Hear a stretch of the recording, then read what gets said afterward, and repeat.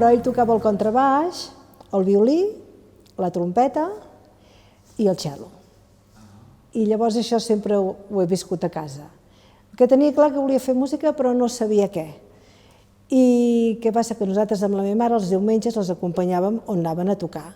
Llavors nosaltres ballàvem, passàvem el dia amb els músics, ja formava part de la vida nostra.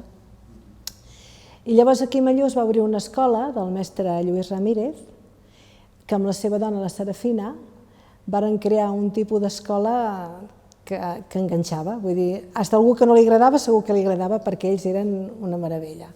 Total que jo vaig començar allà per fer música, però instrument no sabia què. I em van fer començar per la guitarra, per lo clàssic, d'anar tocant guitarreta. I llavors vaig fer el solfeig, vaig anar creixent, ens anava a examinar al Liceu en aquella època, i llavors em vaig enamorar del saxo, i jo volia el saxo. I quan vaig començar a fer harmonia, tot, em vaig quedar amb el saxo. Llavors me'n vaig anar a Barcelona amb el mestre Elias, que en aquella època tocava a l'orquestra, i ell era el meu professor i em anava a examinar al Liceu. Jo seguia a l'escola dels mestres Ramírez, i el mestre Lluís Ramírez era molt innovador i sempre volia fer coses noves, i un dia em diu, escolta, el contrabaix ens falla molt, per què no ho fas tu? Dic, si jo no sé tocar, dic, bueno, provem-ho, ho aprendrem. I amb aquestes va venir el fill, que ell també ensenyava a Barcelona, el Rafael. Van venir, ho van provar, el projecte em va semblar, bueno, doncs mira, interessant, provem-ho, però res com a dir, oita, jo li daré una cosa, no, es va provar, es va fer i allà ens vam tirar. I llavors amb la cobla manlleuenca a mi em varen posar. I el meu pare el van treure, pobret, perquè ell tocava la manlleuenca. I va dir, doncs la nena que vagi, i tocaven primer 2 contrabaixos, amb un tal Vilaragut, un noi jove que també era de la meva edat, que ella em feia de pollo, i jo, perquè a les primeres setmanes, brutal, tots els dits oberts, amb les... Bueno, que el meu pare em va deixar la seva plaça del contrabaix i ell mentrestant va anar amb una altra cobla. Quan el meu pare va tornar, li va tornar a la seva plaça i a mi em van passar a tible. Hi havia diverses formacions, però a mi no m'atreien. M'atreien aquesta, però perquè el capdavanter, que era el mestre Lluís Ramírez, ho feia, però molt amè, per estimular-nos, i com que un sempre es pensa que no ho farà bé, que no ho sabràs fer, ell ens ho posava fàcil. Érem la cobla manlleuenca i érem la Big Band, Gran Ter.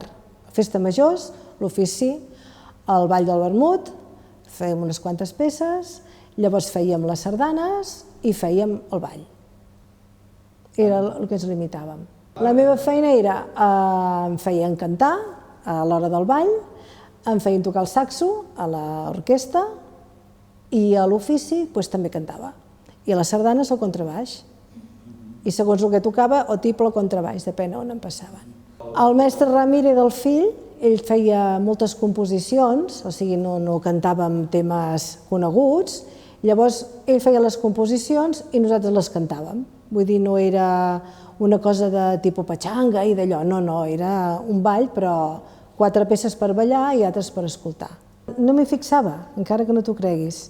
En canvi, el director, el mestre Lluís Ramírez i Rafael, ells estaven al·lucinats que duien una noia, però vull dir, a mi tant me feia si anava, si no anava, jo m'ho passava bé i estava bé, i ja està. Tu no li donaves importància, però segurament el públic també ho veia com... Bueno, els hi feia gràcia, clar. Sí. Però ho vas veient després, que van tirant fotos, i per què tiren tantes fotos, si ho feia al cap? Però bueno, és després que ho vas veient. I ara a vegades et pregunten, i clar, com una reivindicació feminista, dic, mira, em sap greu, però no vaig pensar així, m'hi vaig trobar, m'ho van demanar, ho vaig fer, em va agradar i m'hi vaig quedar, i ja està. No hi ha res més lluny que tot això. No, perquè estava molt ben acompanyada, perquè el director eren íntims amb el meu pare i llavors era com si anés amb el meu pare sempre al costat, vull dir que no, cap problema, que va. Respecte total. Ara sabent que sóc la primera, potser hagués aprofitat per reivindicar i fer més coses. En aquell moment anava fent i prou, ara ho faria d'una altra manera. Però sí, estic contenta amb el que he fet, sí.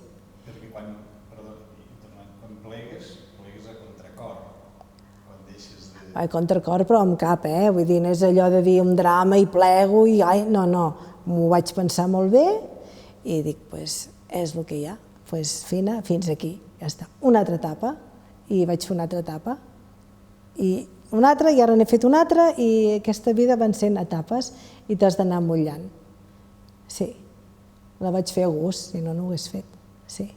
Ara tinc més passió que abans, perquè abans era jo la que interpretava, llavors estàs per la feina, ho passes bé, però no ho veig ara amb la placidesa que si s'equivoca, s'ha equivocat ella, no jo. I en gaudeixo. Sí. I les felicito, les noies que fan això.